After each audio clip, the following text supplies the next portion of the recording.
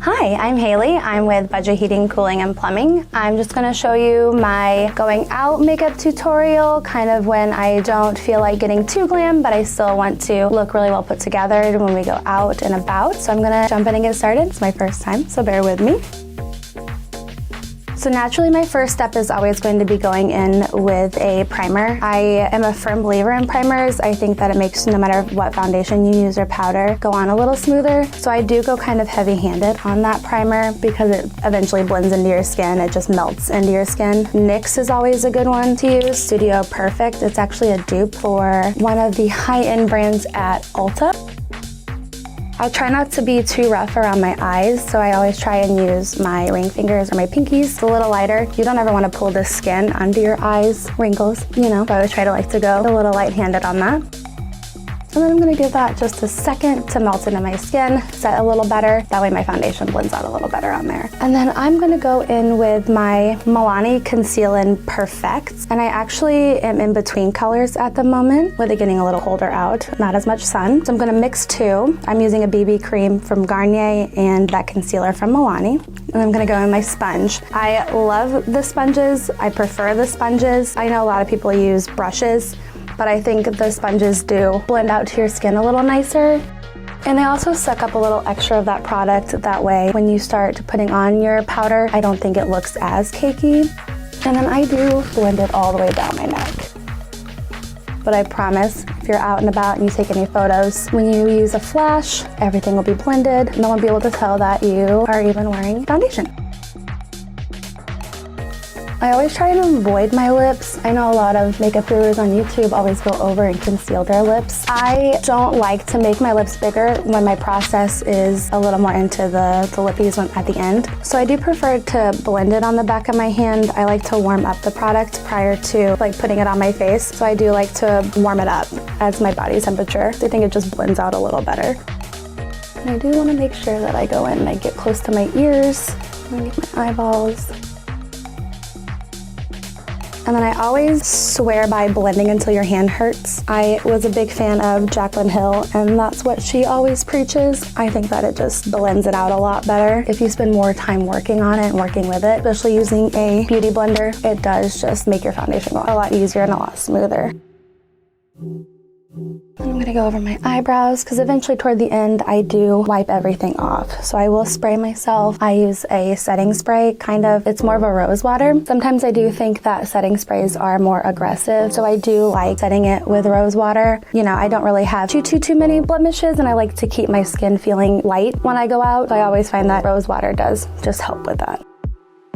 And then I'm gonna go in with a powder. I typically prefer using a pretty large kabuki brush because I'm not too specific with my powder. I'm actually very lazy when it comes to my makeup routine, especially when I'm in a rush to go out. I just wanna kind of get it on and go in something that's gonna look nice in photos, and that's gonna, still make you feel nice when you're out, but that's not gonna take too long to do. So I do just like to plop it into the pan and then literally just plop it all over my face. And I do this honestly because I'm gonna go in with a second powder. And it's not so much a powder, a color powder. It's more of a priming powder. And I feel like that will hide a little more. It's actually a primer powder. And I know I put primer on in the beginning, but I do think that it sets this makeup specifically, like this powder, a little better. I'm just gonna plop that on. I'm gonna make sure I drag that all the way down to my neck.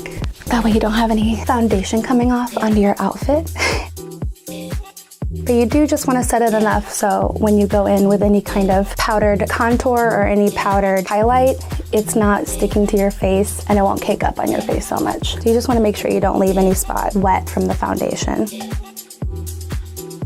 I do go kind of lighter on my forehead. I'm a big fan of the dewy look right now, so I don't mind too much if my forehead shines a little bit in photos or shines a little bit when I'm out, because I do like kind of looking more dewy versus more matte. And then I'm gonna go in, like I said, with that primer powder. It's actually from Too Faced. Let me powder that all in. This, like I stated, isn't so much a powder. It's more of a pressed primer I'm really liking right now. Press that in everywhere. I don't go down my neck with this because it is a translucent powder and it's more for hiding those pores. And then honestly, my favorite part, and that is the setting spray, which is not so much setting spray, it's more so facial spray with aloe, herbs, and rose water. I really love it. I think it makes my face more dewy versus doing a setting spray that makes me more matte. So I'm just gonna spray this. I go very heavy-handed on it because I feel like it makes it last longer. It makes it look a little nicer. And then I go in with just a little makeup pad, and I'm gonna clean off my eyebrows, get all the extra foundation off, and clean my lips back up. And then my face is still a little wet, so I don't want to set it with anything just yet. I'm going to give it a minute to dry. And then I'm going to go in, and I'm actually, since I don't use too much concealer, I think that my eyes actually wrinkle more underneath if I use a concealer. So I do just try and set them with a translucent powder. I got this cute little sample from Makeup Forever. I love Makeup Forever. I do have their powder that I'm using, so I figured I'd try them. I've noticed that it doesn't give you flashback if you take a photo with flash on it, so I do really like that. So I'm just gonna go in, I'm actually gonna dump this out on one of my compacts. And I'm gonna take a dry blender, beauty blender, because I don't like using the wet one with translucent powder. I feel like I don't get enough powder off the beauty blender onto my face. So I do like to go in with a dry one and just set it underneath here. And then I do like to go down the bridge of my, or the sides of my nose, because I do contour my nose, and I feel like putting it down the sides of my nose while I bake it just makes it look a little thinner. And then I'm going to use a different powder to actually contour the sides of my face, because I don't want to use a white powder to bake my cheeks for contouring. And then I'm going to get a banana powder, which is more of a yellow, so it's more of a natural setting powder for me, so you don't see it as much, but it does help create a little tighter of a contour cheek when you do your contour. So let me grab my banana powder. It's a little cheap banana powder. I'm pretty sure I got it off of like Wish. You can use any banana powder. I think that drugstore, high-end, no matter what, makeup works the same. All depends on how you apply it. But let me grab my dry one again, and I'm actually gonna go down the sides.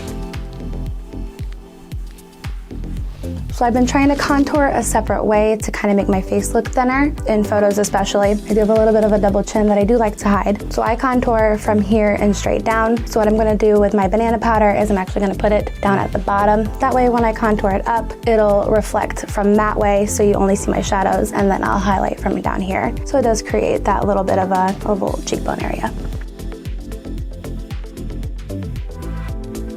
Then I do go very heavy-handed with it. You brush it off anyway, but I like setting it to where it's almost a lighter shade than my powder, and then I'll go over and I'll spray it again before I head out for the night. So that does make it kind of all the same color. What I do while I bake my face is I go in with my eyeliner. I am not a big fan of eyeshadow. I have very almond shaped eyes, so I've learned to, instead of using eyeshadow, to just kind of making my almond eyes a little more almond. I do really like this shape, so I will take a winged liner and basically draw them out to where they're very almond instead of using that eyeshadow to kind of give them a little bit of depth. I like making them look a little longer.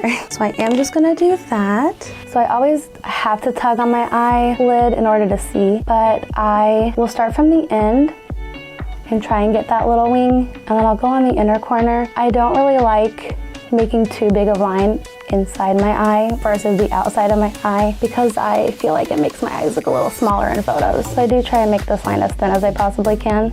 And then I literally take from the center and I go all the way out. And then I point up, and then I just even it out on top. That way it is more angled on the outside and not so much on the center of my eye. And then, like I said, I do like to make my almond eyes a lot more almond. So I go kind of heavy-handed and I make a pretty large wing. Because why not? You want to be able to see it in photos. So I do the same thing on this eye, and I try and make them look as similar as I possibly can. They always say eyebrows are sisters, they're not identical twins. Well, that's the same usually for my winged eyeliner. But it's okay, because you put mascara on and no one can tell anyway. Line them up as best I can.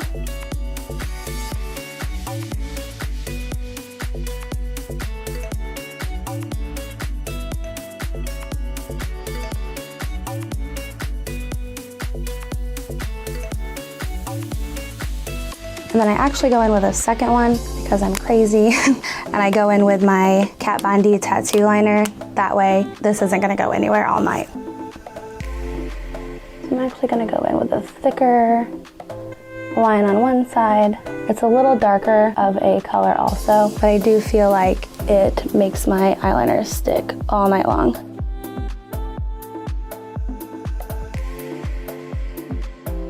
And then as you can see, I have taken off all of my powder. So I'm gonna go ahead and do that.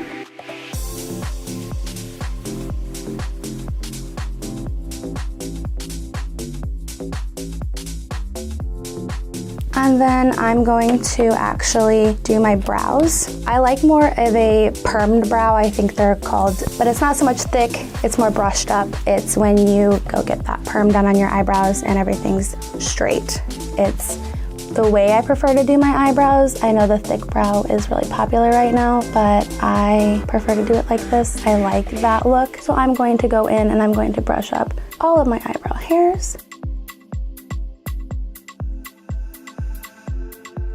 And then I'm gonna take this stick. It's from NYX, it's in the color black, and I'm going to go in and just draw a line straight up.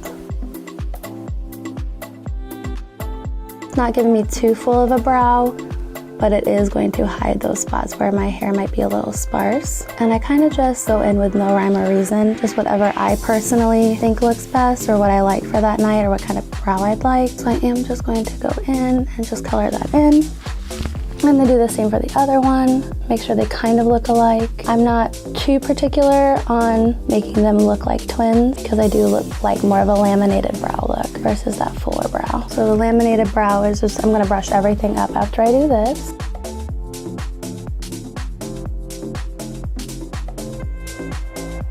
The front is actually where I have these like little brows. It's more areas that I don't have hair. I'm not sure why. So I do like to go in and just kind of make sure that that looks even and that looks normal.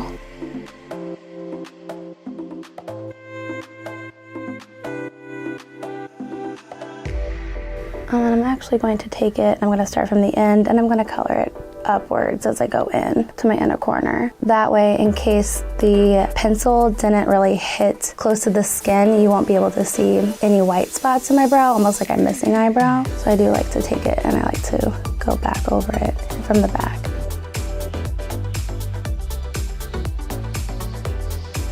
Like I said, I don't like having perfectly symmetrical brows. I like laminated looking brows. So I kind of just go until I feel like I like them enough to where I'll put the gel on them. So then I try to brush them up in between and just see how they look brushed up. That way they're a little more full. Once you gel them and you slick them down, they won't look as crazy, but I think it gives you a more natural of a brow. I like it. I know the full brows are really popular, but when I go out and I go to like, you know, a restaurant, I don't really want too full of a brow. It's just I want a generic brow that night. So I will just take a gel after I feel like they're colored in enough for me, and I will just put the gel on top of them and let them dry upwards.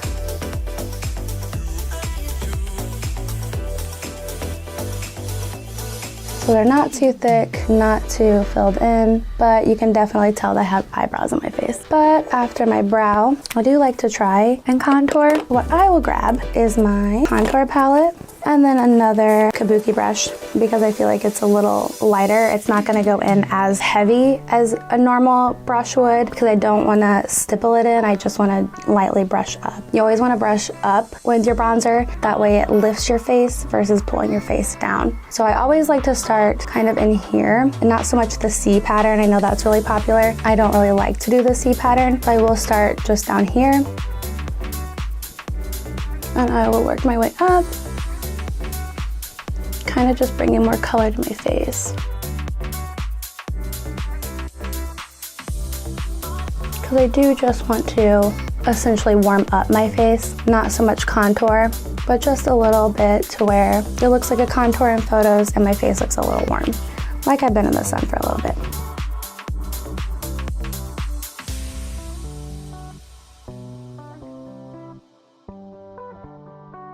My contour I'm always heavy-handed with. I like for it to show in most of my photos. I like for it to be there on a night out. So I do go super heavy-handed with my contour. And then I like to basically give myself the Kardashian forehead is what they call it. So essentially I focus in the inner part of my forehead. I don't want to make that C over here, so I do just mainly focus on the corners, not so much by my temple, but above my temple, and then into my hairline, because I want it all to blend out.